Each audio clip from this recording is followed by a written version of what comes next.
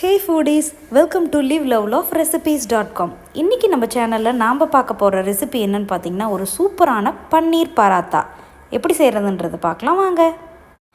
இந்த ரெசிபி செய்யறதுக்கு 250 கிராம் துருவன பன்னீர் ஆட் பண்ணிக்கலாம். இது கூடவே வெங்காயம் 1 ஃபைனா சாப் பண்ணது ப்ளஸ் கொத்தமல்லி இலை கொஞ்சம் ஃபைனா சாப் பண்ணதையும் ஆட் பண்ணிட்டு இதுக்கு சீசனிங்காக தேவையான அளவுக்கு சால்ட், ஒரு 1 டீஸ்பூன் அளவுக்கு Kashmiri red chilli powder, half a teaspoon அளவுக்கு garam masala powder and half a teaspoon அளவுக்கு சாட் மசாலா பவுடர் எல்லாத்தையுமே ஆட் பண்ணிட்டு எல்லாத்தையும் நல்லா ஒரு கலந்து மிக்ஸ் பண்ணிட்டு இதை ஒரு பால் ஷேப்பில் நம்ம பிடிச்சி ரெடி பண்ணி வச்சுக்கலாம். நம்ம ஆலு பராட்டாவுக்குலாம் எப்படி பால்ஸாக பிடிச்சி வச்சுப்போம் அந்த மாதிரி நம்ம இதை ரெடி பண்ணி வச்சுக்கலாம். ஸோ இப்போ நல்லா இந்த மாதிரி நான் மசாலா எல்லாமே பன்னீரில் கோட் ஆகிற அளவுக்கு நான் மிக்ஸ் பண்ணி வச்சுக்கிறேன். ஸோ கொஞ்சம் கையில் அழுத்தம் கொடுத்து பிசைஞ்சிங்க அப்படின்னா நம்மளுக்கு உருண்டை பிடிக்கும்போது கொஞ்சம் ஈஸியாக வரும். இப்போ பார்த்திங்களா எல்லாமே மிக்ஸ் ஆகிடுச்சு நல்லா. இப்போ இதை கொஞ்சம் பெரிய பெரிய சைஸ் உருண்டைகளாக நம்ம பிடிச்சி வச்சுக்கலாம். ஸோ இந்த மாதிரி நீங்கள் கையில் 2 கையிலையும் அழுத்தம் கொடுத்து பிடிச்சி வச்சுக்கிட்டிங்க அப்படின்னா உதிராமல் இருக்கும். ஸோ இப்போ நம்ம எடுத்த குவான்டிட்டிக்கு நம்மளுக்கு கிட்டத்தட்ட 5 to 6 பால்ஸ் கிடச்சிருக்கு.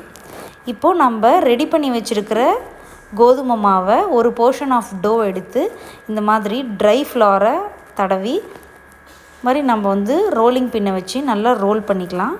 ஓரளவுக்கு ரோல் பண்ணதுக்கப்புறமா நம்ம செஞ்சு வச்சுருக்கிற அந்த பன்னீர் பால் எடுத்து உள்ளார வச்சுட்டு இந்த மாதிரி பொட்லி ஷேப்பில் கொண்டு வந்துட்டு எக்ஸ்ட்ரா டோ இருந்ததுன்னா அதை நம்ம ரிமூவ் பண்ணிடலாம். இப்போ மறுபடியும் கொஞ்சம் மாவு டஸ்ட் பண்ணிவிட்டு அதுக்கப்புறமா நம்ம ஆஸ் யூஷுவல் எப்படி சப்பாத்தி ரோல் பண்ணுவோமோ அதே மாதிரியே ப்ரெஷர் கொடுத்து ரோல் பண்ணிக்கிட்டோம் அப்படின்னா சூப்பரான பன்னீர் பராட்டா நமக்கு ரெடி ஆகிடும். இந்த பராட்டாவை நெய்யில் சுட்டு எடுக்கும்போது ரொம்ப டேஸ்டியாகவும் ஃப்ளேவர்ஃபுல்லாகவும் வரும். இந்த பராட்டாவுக்கு பார்த்திங்கன்னா வெறும் நம்ம ஆனியன் ரைத்தா அந்த மாதிரி கூட தொட்டு சாப்பிட்டாலே ரொம்ப சூப்பராக இருக்கும். இதுக்கு சைட் டிஷ்ஷுன்னு பெருசாக எதுவுமே தேவைப்படாது. ஏன்னா இதுவே பார்த்திங்கன்னா சாப்பிட்றதுக்கு வெறுமாக சாப்பிட்றதுக்கே ரொம்ப நல்லா தான் இருக்கும்.